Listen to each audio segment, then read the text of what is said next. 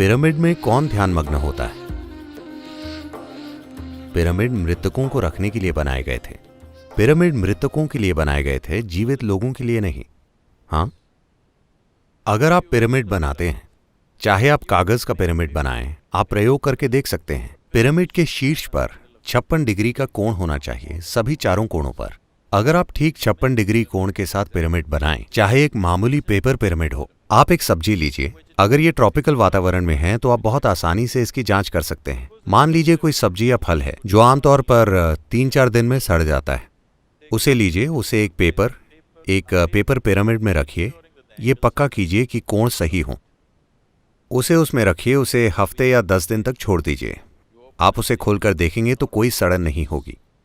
ये मुरझा जाएगा मगर कोई सड़न नहीं होगी, क्योंकि प्राण की 5 अभिव्यक्तियां होती हैं। उनमें से एक जो व्यान कहा जाता है, व्यान प्राण, ये हैं प्राण, अपान, उदान, समान और व्यान। ये शरीर के अंदर ऊर्जा की 5 अभिव्यक्तियां हैं। व्यान शरीर की संरक्षण करने वाली प्रकृति का ध्यान रखता है। अगर आप एक पिरामिड का आकार बनाते हैं तो ये व्यान इकट्ठा हो जाता है और स्वाभाविक रूप से किसी चीज को लंबे समय तक संरक्षित किया जा सकता है। आपने मम्मी के बारे में सुना होगा, उनके एपिथेलियल सेल अब भी उसी तरह सुरक्षित हैं। उन्होंने काफी मेहनत भी की।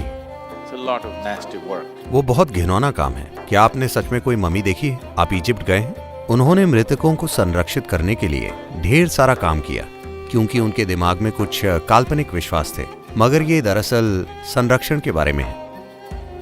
नहीं, मैं जानता हूं कि ढेर सारे लोग, पिरामिड सोसाइटियां भी इसे बढ़ावा दे रही हैं। आप एक पिरामिड के नीचे ध्यान कर सकते हैं।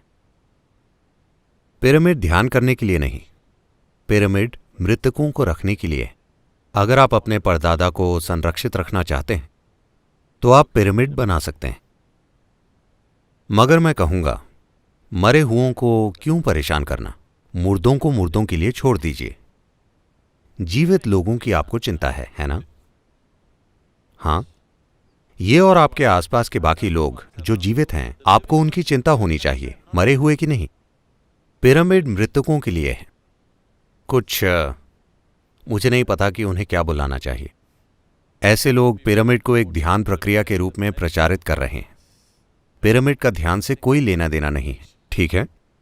आपको समझना होगा, ध्यान किसी तरह का काम नहीं है, यह एक तरह का गुण है। अगर आप अपने शरीर का विकास करें, अगर आप अपने मन का विकास करें, अगर आप अपनी भावनाओं और अपनी ऊर्जा को एक समझदारी के स्तर तक ले जाएं, तो ध्यान खिल उठेगा। आप उसे रोक नहीं सकते।